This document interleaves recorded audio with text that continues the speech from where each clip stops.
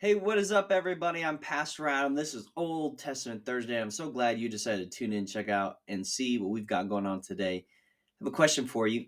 What does God's comfort look like to you? How do you find comfort in the Lord? Well, in Isaiah chapter 40, verse 1, the Lord is saying, "Comfort, comfort to my people Israel." The Lord has brought them comfort. He's telling Israel to be comfortable, to take comfort in something. And what is that something? Well, if you jump down to verse 10, here's what we all can take comfort in. Isaiah chapter 40, verse 10, it says this: See, the sovereign Lord comes with power, and he rules with a mighty arm. See, his reward is with him, and his recompense accompanies him. He tends his flock like a shepherd. He gathers the lambs in his arms and carries those close to his heart. He gently leads those that have young. Who has measured the waters in the hollow of his hand, or with the breadth of his hand marked off the heavens? Who has held the dust of the earth in a basket, or weighed in the mountains on the scales, and the hills in a balance? Who can fathom the spirit of the Lord, or instruct the Lord as his counselor? Whom did the Lord consult to enlighten him?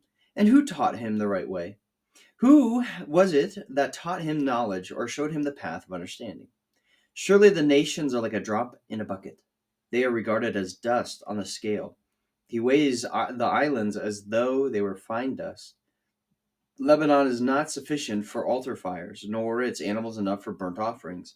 Before him, all the nations are as nothing. They are regarded by him as worthless, and less than nothing. With whom then will you compare God? To what image will you liken him?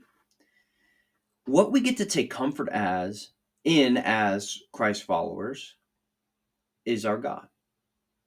We get to take comfort in knowing that God is the one who measures the mountains, that we cannot mark off the heavens, and yet God created them.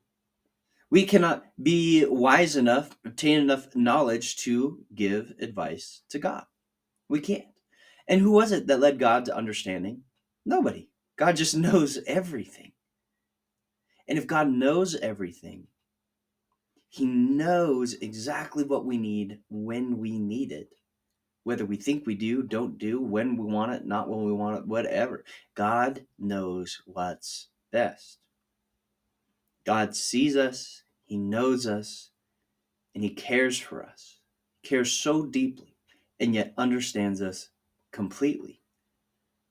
That is something to take comfort in, knowing that our God, who is all powerful, who the nations are a drop of a bucket, who can we compare God to? There's nobody we can compare God to.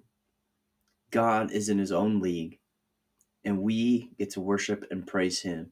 And yet, though the nations are nothing before him and are nothing without him, God cares for each and every one of us and understands each and every one of us.